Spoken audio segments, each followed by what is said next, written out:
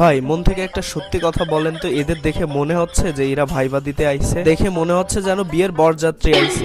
আর এই যে সকাল সকাল ঘুম থেকে উঠে এত সুন্দর করে সাজুগুজু করে আইসে এই যে অপমানিত হলাম, কোনো কাজ হইলো এটা? আর এই হচ্ছে আমার সমস্ত বন্ধু মহল, আর এদের দেখে মনে হচ্ছে যে কোনো বড় বড় কোম্পানির এক একটা সিইও, কিন্তু শালার পুতেরা সবগুলোই বেকার।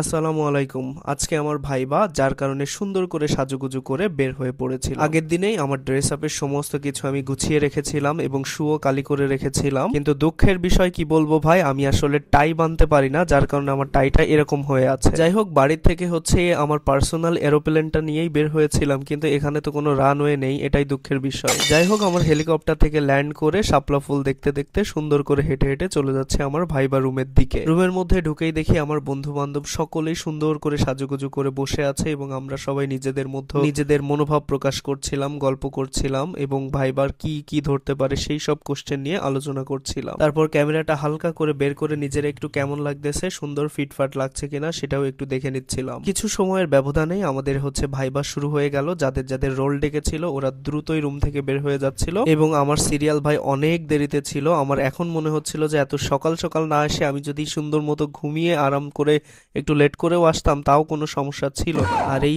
সব সুন্দরীরা এক একটা যেন মডেল, তোদের যে পরিমাণ ছবি তুলে দিয়েছে আর ভিডিও করে দিয়েছি তোদের বয়ফ্রেন্ডরাও দিত না। তো এই ছিল ওভারঅল ভিডিও। দেখা হচ্ছে নেক্সট কোনো ভিডিওতে।